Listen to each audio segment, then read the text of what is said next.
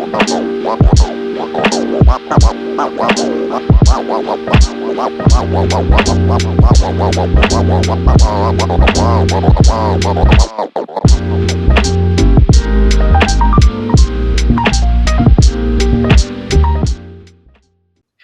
I'm Juliana Whitney. I'm your moderator today. We're here to talk about social equity in the cannabis industry, the role that it plays, the challenges of it, the future goals of the concept of social equity and why it's important. I would love for each of you to do a brief introduction about who you are and what you do in this industry. And I almost wrote one for each of you, but I didn't want to miss anything super important. So David, could you start? For sure. My name is David Hernandez. I'm from New York City, and I'm the COO of Happy Munkey. We're the East Coast's largest cannabis lifestyle brand, and we're big champions of the legacy to legal transition. I'm a caregiver in multiple states. I'm a patient in multiple states, and I've been to 31 out of the 38 legal jurisdictions of the United States when it comes to cannabis. It's a passion. I love connecting and just interacting with people, so thank you for having me. Beautiful. Christine?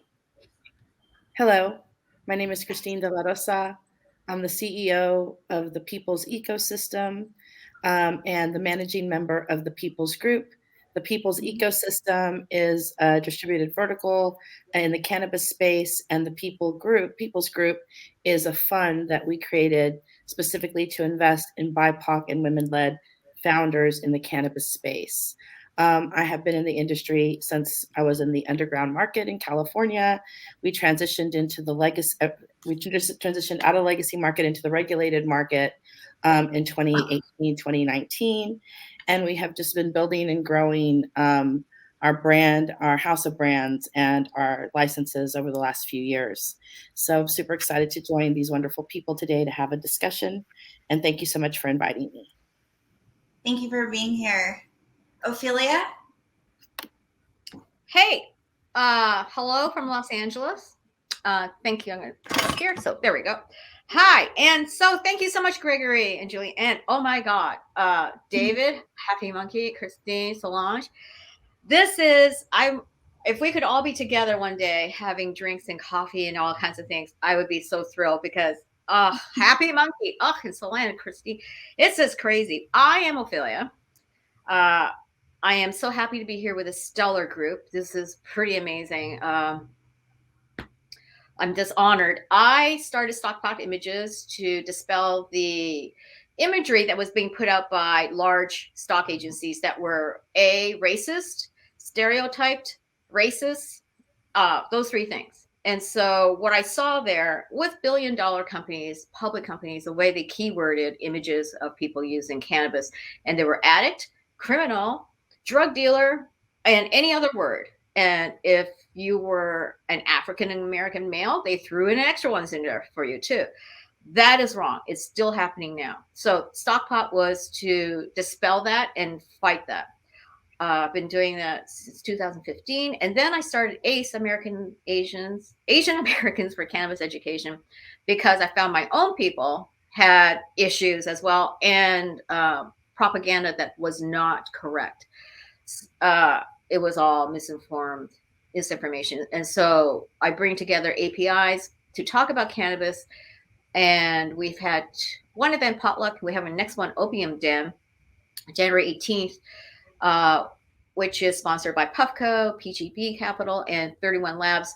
And at Intercrew, which is owned by James Rowe Goldhouse, he's also a Korean pop star. So we're getting everyone together, all the APIs together for a evening of gathering, because it is amazing to see all Asian Americans in one room. Because normally, like everyone else on this talk, we don't see a lot of people that look like us when we walk into a room. And it is so heartwarming to actually see people who look like you, and you have a fast track of your similar experiences going straight to the meat of the conversation. But so thank you so much for Bluntness for having me here. I am honored, and I went on really long. So thank you. Thank you so much. Solonje, I'd love to hear about you. Like Ophelia, I am feeling really honored to be here in conversation with these luminaries. My name is Solonje Burnett. I am co-founder and CEO of Humble Bloom, which is based in Brooklyn, New York. But we do educational and advocacy, really immersive, intersectional, and inclusive, purpose-driven experiences, as well as consult brands on how to bloom consciously. And for me, what we do in Humble Bloom and what I do myself is really rooted in the intersections of community, culture, and connection. I'm a breath worker. I'm here to heal and help to heal ourselves on the inner as well as the planet around us. And like, that's really what we do, is focus on the plant, the people, and the planet we inhabit. And so additionally, I am a musician. I'm in the Resistance Revival Chorus. So I'm really interested in how music and the arts and culture can be incorporated, really tying in all the different types of folks, not just one big major brand way of experiencing cannabis. And I am on the Excelsior College Advisory Committee, sit on the New York Cannabis Growers and Processors Association Sustainability Committee, and really actually work to normalize the plant through bringing it to spaces like Soho House and Afropunk, and other places where people who look like me and those who are just interested in learning and are kind of curious can find their entry point to this plant.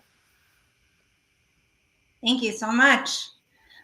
A little about me. I'm Juliana Whitney, based in Las Vegas. I am with Cann Strategy and help groups of investors to get into the industry in different limited licensing states across the country, and then also to do operational development.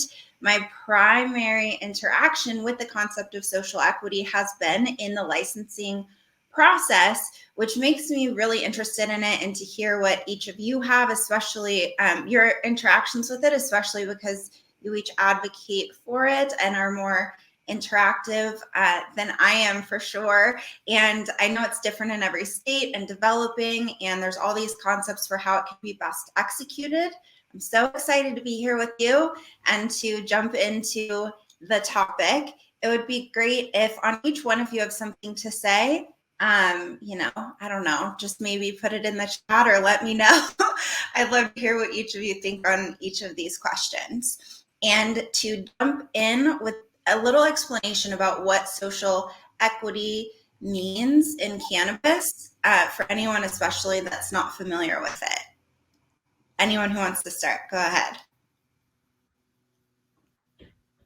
Or Christine, if you'd like to start. Oh gosh, I didn't want to have to start because I'm going to say something that is very controversial, and so I don't want to yuck anybody's yum. But having come from the California market, I don't believe in social equity anymore. I don't use the term social equity anymore. I really do believe that social equity in its original intent was really intended to be a good thing. I think it's been co-opted by white supremacy and now is being used to keep us down. I believe that they've created social equity across all states as the Hunger Games for people of color. I think that the longer time that we allow them to continue to use social equity as a way to help us when they're really hurting us, we have to get away from that. So one of the things that I've started saying is not social equity, but rather equity operators. Because one of the things around the licenses is that all of these different types of people want to be operators in the space, anywhere across the supply chain and in ancillary businesses. And so when you look at social equity as it started in California and has ripped its way across all the way to New York, there's not a single successful story in social equity.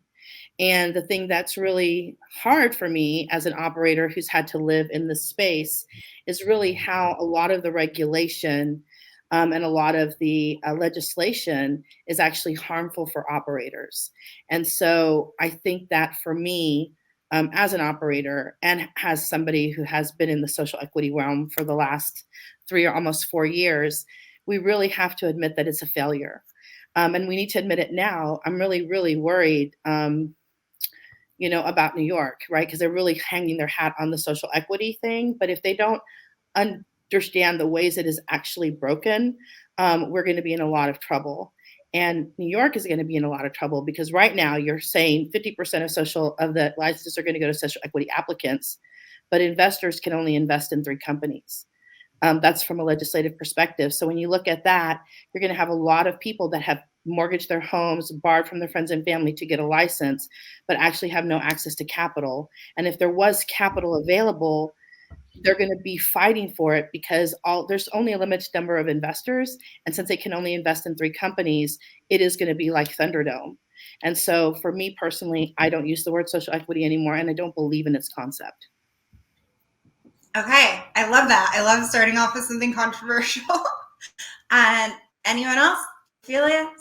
David? I would love to just jump in and say that I agree with Christine.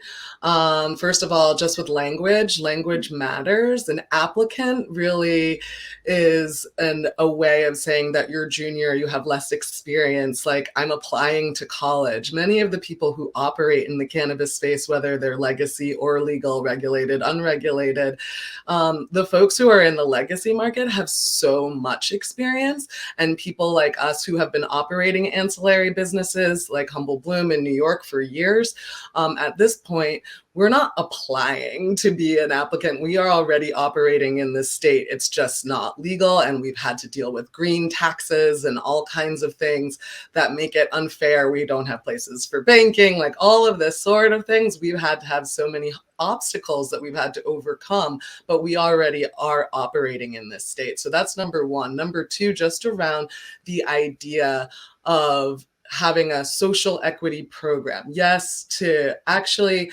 have programs that give us advantages, that have to deal with reparations, have to deal with making sure that we are included, period, full stop, and we're reflected in this industry at an equal level of like what the population is versus what's actually happening, and seeing that currently, like, we're failing. And it's similar to these diversity, equity, and inclusion programs that you see in corporate America. None of them are actually working. It's like one of the biggest fixes or one of the biggest marketing kind of schemes in a way, because you have people of color, women, queer, all of these folks fighting power and power structures that are white supremacists, that don't look like us and don't take value in what we say and don't actually hear and make space for our experiences. So if you don't value the words that are coming out of my mouth, and you continue to hire for sameness, and you continue to just work with people that look like you, and then only put those of us who are like on this call or lower level applicants and can never raise to a level where we have independent wealth or have just a voice at the table to change and shift culture, then there's no way that this is going to work out. And cannabis is failing, not only in a socioeconomic standpoint, but when you look at what's happening for women, and the global majority are BIPOC, whatever you want to call us, people of color,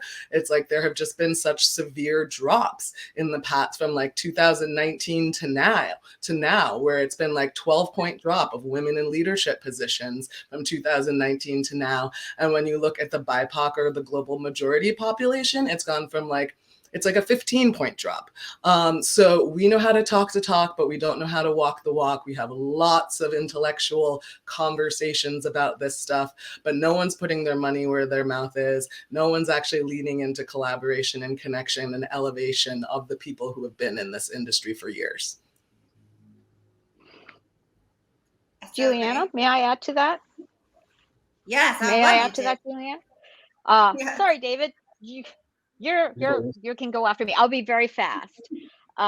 What we have found with social equity in California is that we give them something, give people something, but no tools. Right? Look, we can look at Oakland and how there are about 7 licenses now under collection for unpaid loans. Oakland gave loans. LA is now working in LA County with the new commissioner for cannabis regulations for LA County, is to actually try and give grants to social equity plus support. What we're doing in New York is with a group of Latino bar and restaurant owners who created the LCA, Latino Cannabis Association. It works more as a family fund.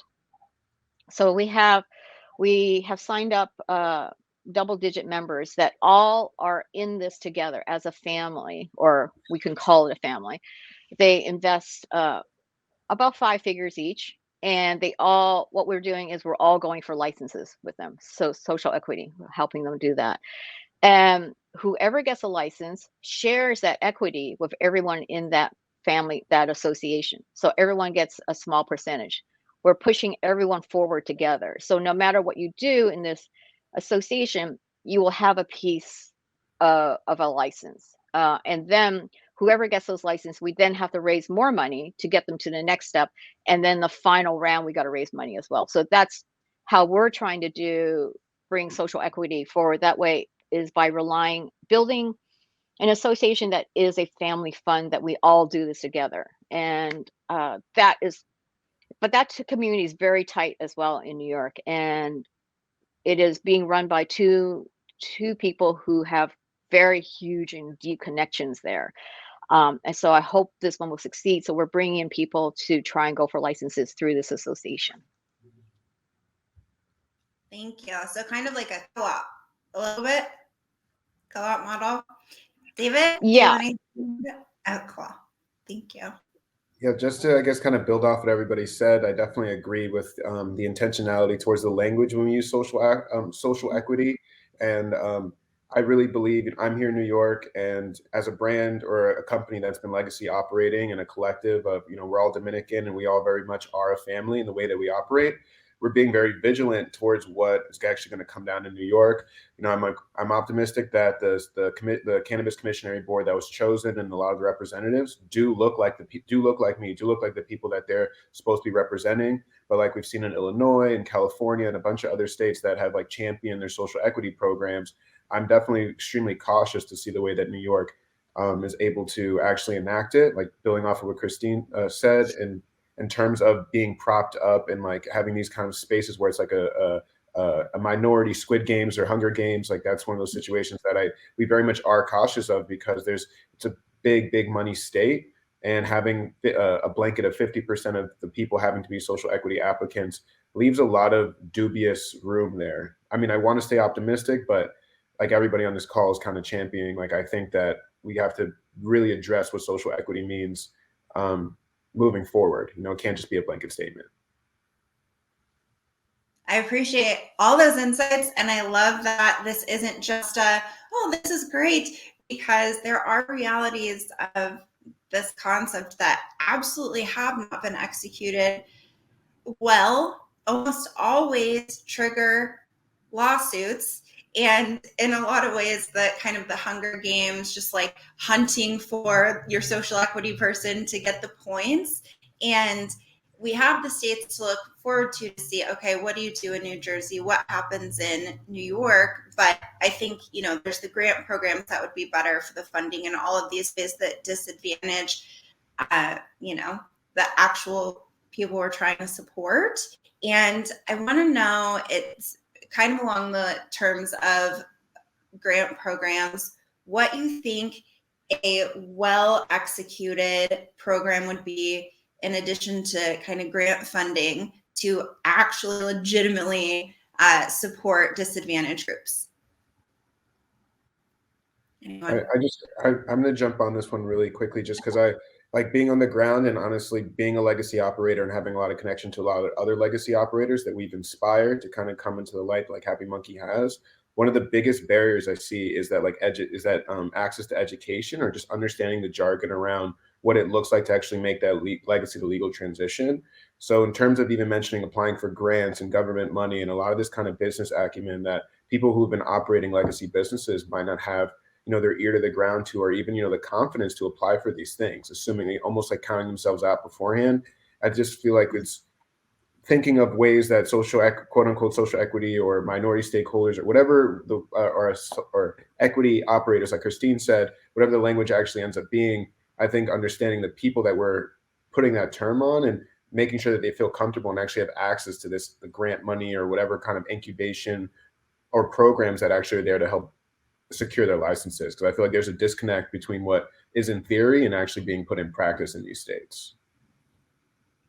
And I think that that's very true. I think that's one of the reasons that the People's Ecosystem really advocates for amnesty, because so you tell people we're going to have these grants available to you. And so I don't know of a single legacy operator that I currently know that would go into a government office or go online and fill out an application for a grant where you're asking them for their first name, their last name, their current legal address, their social security number, their date of birth. That's a lot of private information if you're a legacy operator and you don't have any assurances that they're not going to come to your house and arrest you. They're not going to seize your assets. They're not going to do all of these things that come with getting into a system. As legacy operators, and I'm sure David would back this up, we kind of operate or are used to operating under the radar in the shadows, really like Kaiser Soze, right? So so I think that that's the other thing that's a big disconnect when we're looking at grant programs, especially for people of color. And that's not just for legacy operators, like just generally people of color have a serious distrust of the government, right? We only have to look at, what happened with ICE 2 years ago. It's still happening right now. There's not a lot of trust for government. So the way the grant programs are done, I really feel that the states definitely should get the money for the grants, but they should put it towards, they should have another person that administers it. So there's like some level of security for people of color and legacy operators when applying for those grants. And they should definitely 100% not be loans like we saw, Oakland do, because Oakland had no reason to make it a loan. Like this was money that the government gave us from the taxes that we paid. So why in the hell are they making that into a loan and then putting people in collections? It's just a repurposing of harm around people of color who have applied for these licenses. And Oakland too is suffering from multiple store robberies. Some of them robbed 7 times over. And the thing is, Christine, what you and I both see, these departments, these offices, the DCR in LA, right? The LA County regs they just started. They were staffed in the first year. The DCR was 1 person in LA, right? And then they finally got her 2 people. Then they finally got. And how does 1 person deal with licensing, writing regs, all of that, and dealing with city politics? They basically set it up to fail, and it did here in LA. We have so much corruption in the cities that now we're looking in LA County to bring everything, all the licensing under one umbrella. Got to take it away from the city councils, because Christine, you and I have both seen the backroom dealings with licensing. Yeah. How did they get a license over that person? What the hell is that MSO getting 3 of those licenses, right? And we find out later. And now the FBI is basically going to almost every small city in LA County. So we have to set up something where it is fully staffed, fully trained. Somehow we get people out there to train them, but it is setting up for failure when they don't put enough money in administration. That's my rant. And it's a good rant. It's real. It's really real.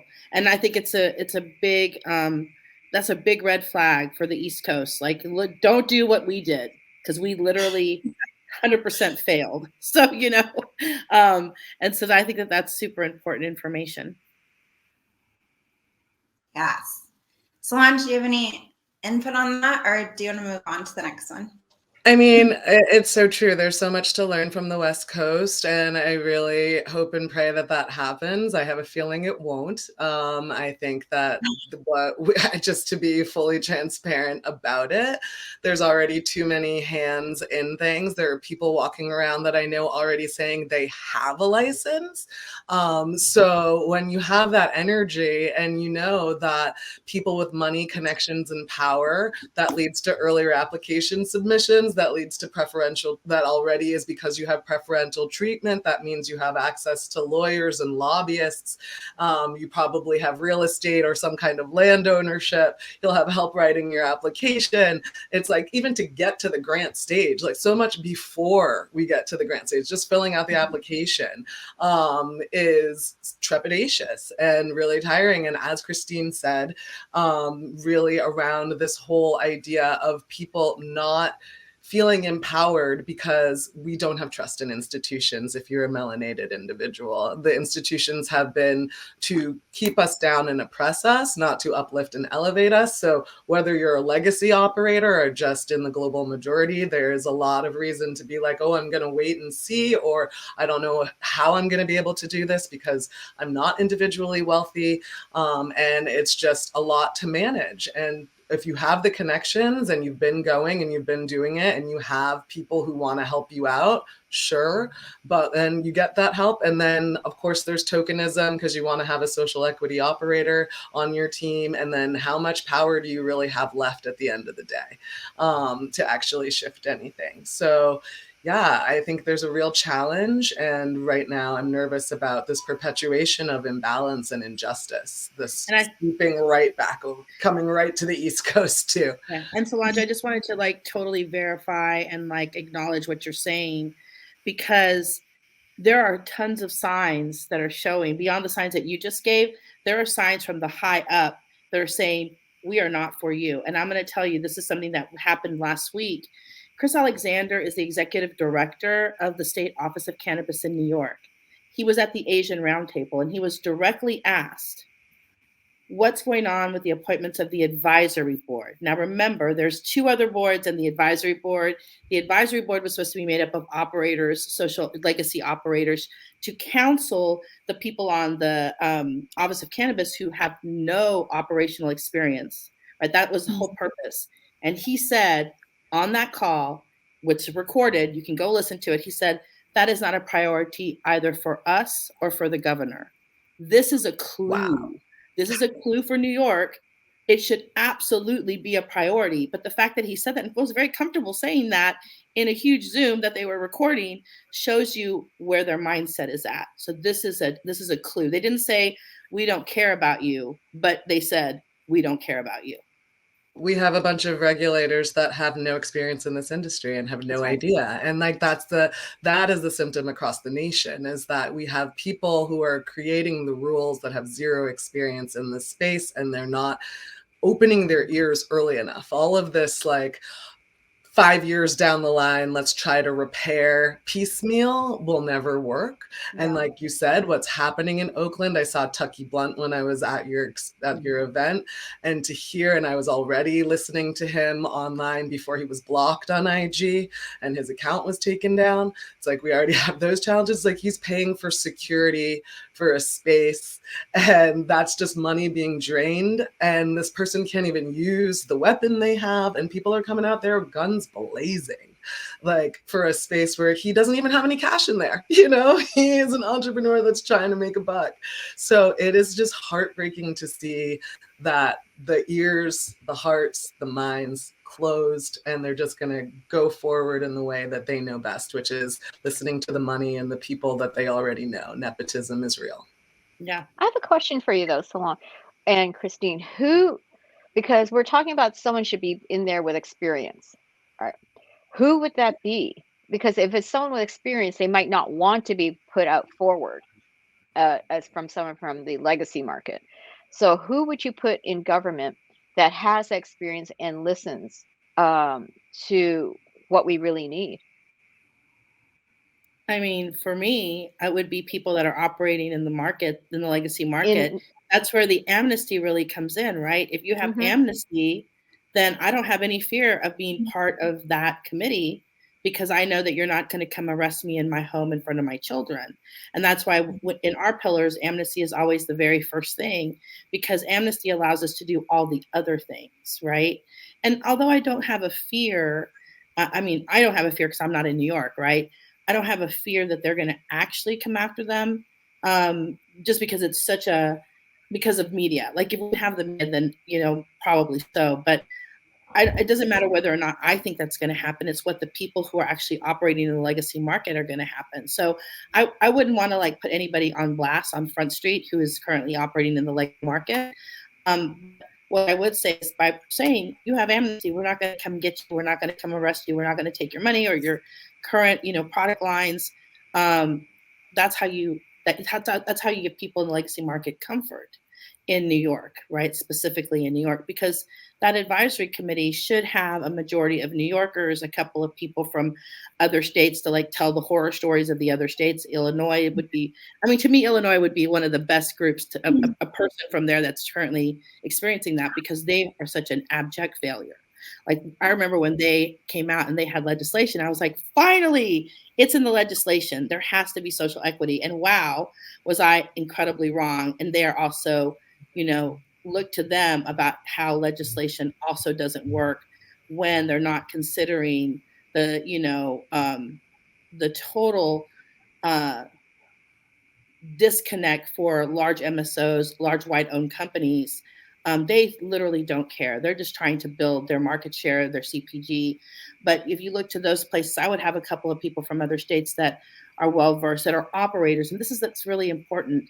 They need to be operators, because in California, as an operator, when I look at the regulations that came out in 2018, and I look at the regulations that are currently, being discussed, it's so apparent that there's no operators talking to them, or there's no operators that actually have their ear, because they're really building regulation and legislation that is just going to destroy the legal market in California.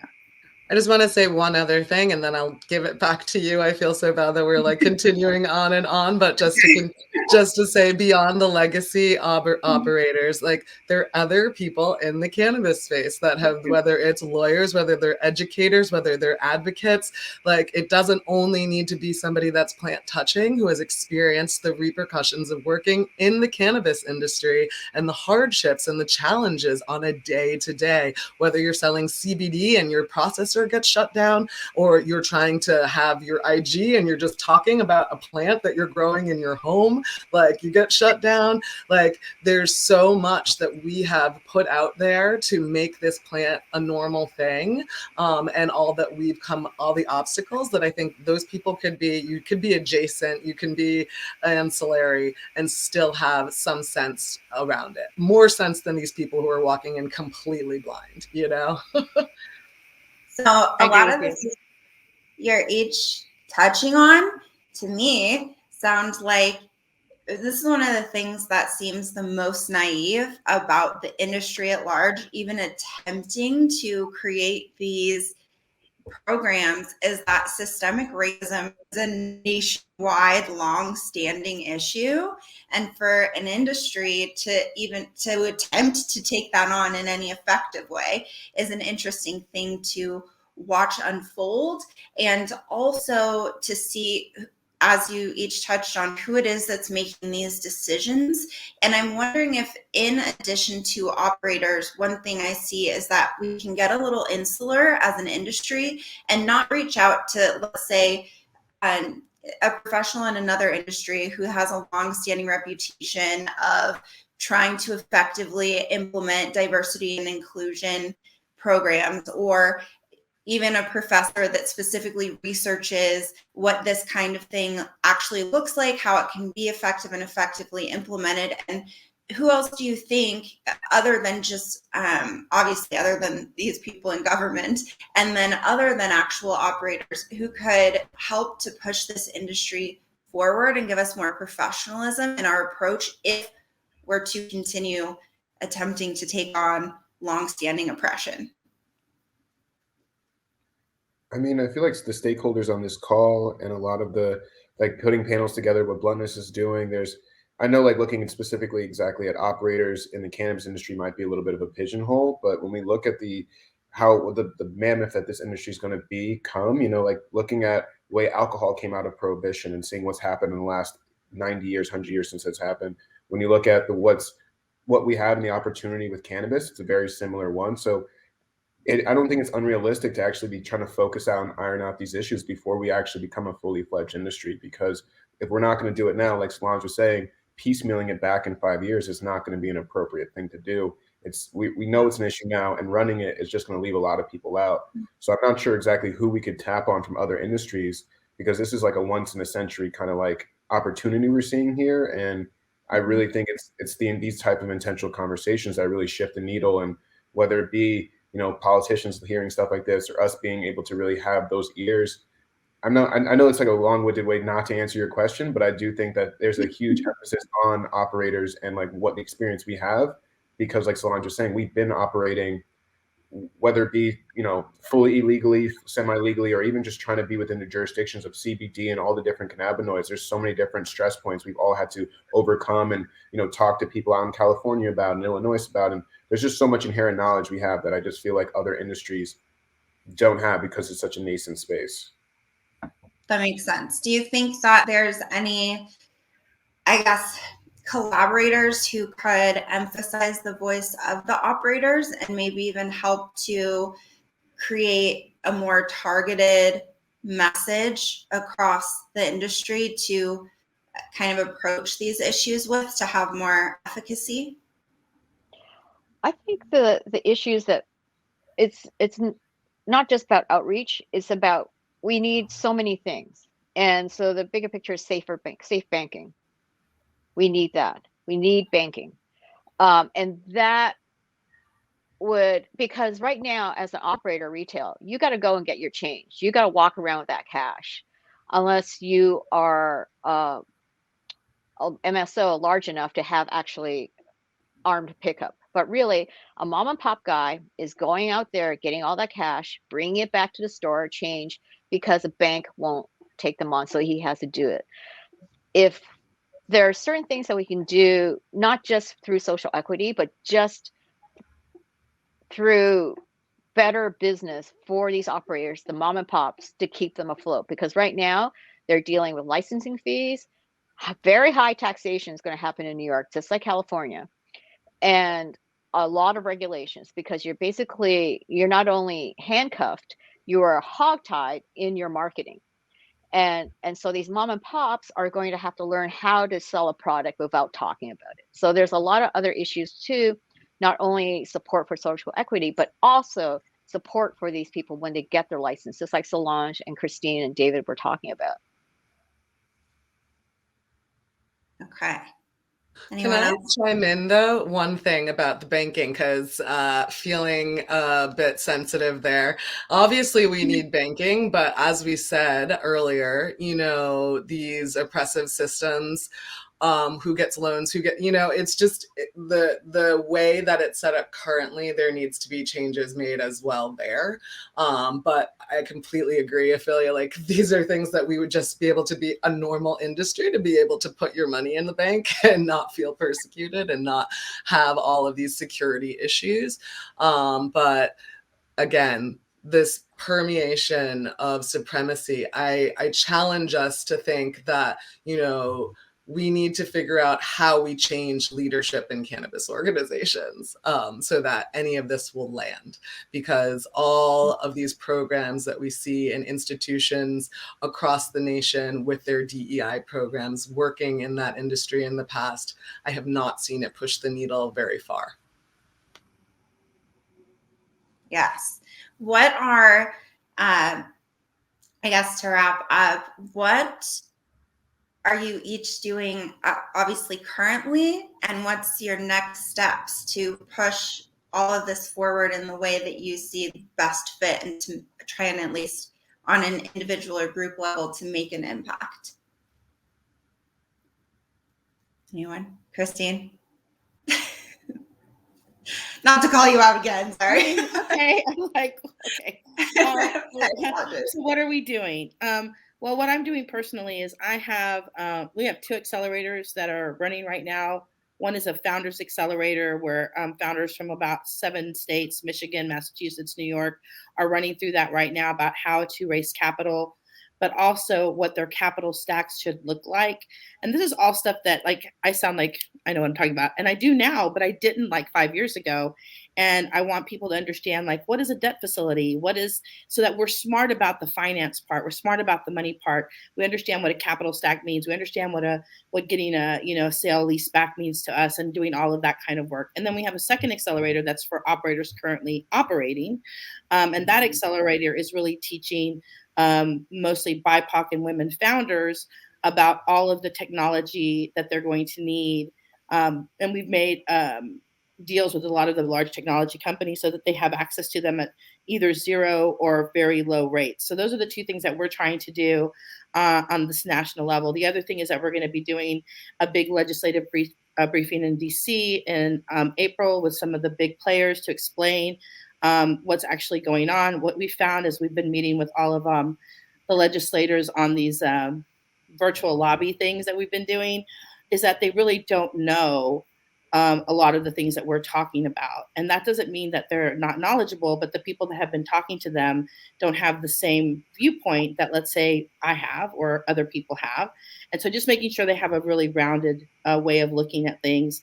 That's what we're trying to do. And then also really been following every state from Arizona to New Mexico around their legalization, around their regulation, so that we can get information to those states when we see or hear something that we see as a red flag that they might not see as a red flag, that we didn't see in California as a red flag at the time, and now have learned that. So we're not trying to tell states what to do, but we're just like letting community and the grassroots folks and the people that are going to be applying for licenses, like letting them know that here's a red flag that you should know about. Here's what I mean, we can't tell you what to do, but just knowing the red flag, people can organize themselves. They can organize their own communities. But we just happen to have some knowledge in when we see big red flags. So that's what we're really trying to do outside of trying to run a business, right? Which of course we're also doing, and also investing in businesses. We really feel like the information around legislation and what's happening at that time, not only at the local level and the state level, but also the federal level, it's important for us to stay on top of that as well. Ugh. Notifying of the red flags that's so helpful, because people get so rose-colored glasses about the programs, and it's like, this could go so wrong. So that must be really helpful. Solonje, I know you have a hard stop, so how about you? What's next?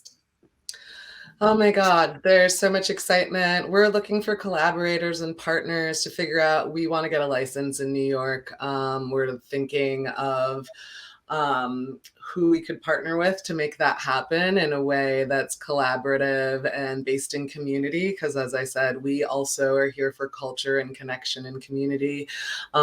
We have been curating in spaces in New York and want to continue to have a space, a permanent home in the city or in Brooklyn or wherever that may be. So we're looking into that currently. We're also looking to continue to do consulting and help brands bloom consciously as they enter the space and bridge brands from other parts of the state into New York as well, so people can experience the flower in any way they'd like. And I have dreams, personal dreams. My family's from the Caribbean. My mom's from Grenada. They've been talking about cannabis legalization as well there. And I'm very interested in doing something that's cannabis tourism related, and really helping the folks in that island country to be able to capitalize on the plant when there's been so much stigma around it, and not let the big bad boys come in and take over, because it is prime climate for cannabis to grow. There is so it would be sustainable. It would be one place where you could come breathe and be around BIPOC practitioners, get to grow the plant amongst other and experience the plant around other crops as well. That's the dream for me, so that I wouldn't be bi-coastal like this. I'd be going closer to the equator as my escape when I'm not in New York. Future Cannababe retirement plans, yes. Well, I wish you the best in getting all this licenses and moving forward. David, we haven't heard all that much from you, so I'd love to hear what you have going on next. What's up? On the Happy Monkey side, we're big advocates by practice. We're big believers in doing it and inspiring others by doing. And so we continue planning on doing that. 2022, we have a insane 420 event. We're really trying to set the tone for what that New York culture event looks like. In addition to just entertainment, education and advocacy is really huge for us. We're going to be on the South by Southwest stage with Christine, actually. And we're going to just essentially championing that legacy to legal move. And then my personal passion project with the Munkey is I'm the same way we're trying to diversify and make sure the foundation of cannabis is an inclusive space. I want the same for Web3 and the whole crypto space. And so Happy Monkey is definitely dabbling a lot in the metaverse in 2022, and just really just being an authentic culture brand that wins licenses. And it's not just all going to be Anheuser-Busch's and big pharma. They're going to be culture brands at the table, and not just a social equity applicant, but actual like big players that look and breathe and talk like myself. So I'm excited to see that. And that's so important.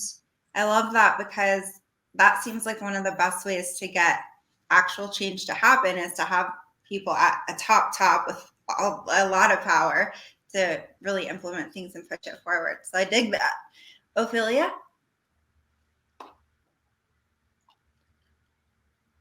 You're muted. Yeah. I'm like, hello? I finally did. Anyway, so 2022 is getting everyone moving forward. We're working in New York with 64 Squares, moving everyone forward. We're working first with the Latinos Cannabis Association, but we are raising funds as well for the social equity applicants. And that is the focus for next year on that part for me for New York, also Massachusetts. But out here, it is still doing the work I'm doing with the mom and pop stores and trying to get them on their feet again and moving them forward to increase revenue. And also, I've taken off the rose-colored glasses, and we can see that the mom and pops are really trying to stay within the law. But we are also seeing that larger corporations can do a lot more where a mom and pop will get dinged for. So we need to have that playing field evened out as well, because if you have money, you can do a lot more things that you shouldn't be doing. So let's fix that in 2022. Okay. That's so real. Totally different standards operationally. Thank you all so much for being here. I'm not doing anything next that's anywhere near as cool as you. What Cann Strategy will be doing is launching a platform, because I realized we work with the big money people a lot and are kind of part of the barrier to entry for a lot of people. So we turned the licensing process, SOPs, and kind of a DIY model into a product that's insanely discounted from what consultants across the industry usually, charge for those types of things. Hopefully that'll be somewhat helpful. But I look forward to watching what each of you do next. And do you each have a LinkedIn platform or some best platform to follow you so people can keep up and kind of be part of this? Yes? I mean, you could find Happy Munkey on Instagram, LinkedIn, or essentially any of the socials. You could find me personally on Twitter or Instagram. I don't know if I should type those in, or you want me to say the actual handles or whatnot, but or LinkedIn too. I'm pretty friendly, and if you get a hold of me, I'll give you some time for sure. Okay, we'll post them all. Get all your links. Anyone else? What's your best following? So for me, all of my socials, LinkedIn to TikTok, because I love TikTok, is Miss Chris, MIZCHRIS, which I know my peers make fun of me a lot, but I don't care. And then for all of the other socials for the business, it's the People's Ecosystem or the People's Cannabis.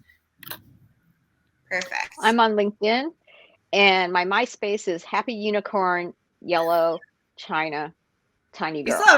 I'm only kidding. I do not have a blinged out MySpace. I wish I did. I was about to look it up. I was really about to search that. I was like, yes. That sounds hard. I also have TikTok to MySpace. That was incredible. Dead, Ophelia, dead. Oh my God. I am on all the things, primarily on IG, but Solonje Burnett. No A, no G, it's OJ. Thank you. And Humble Bloom. I liked that point. Thank you.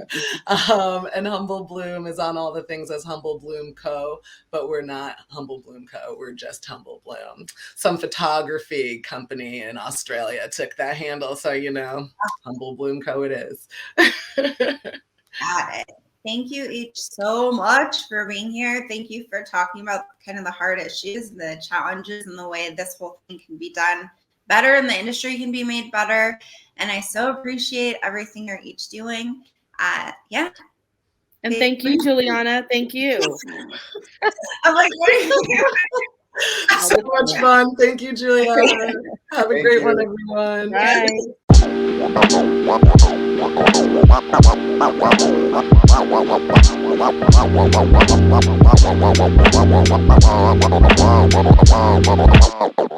Bye.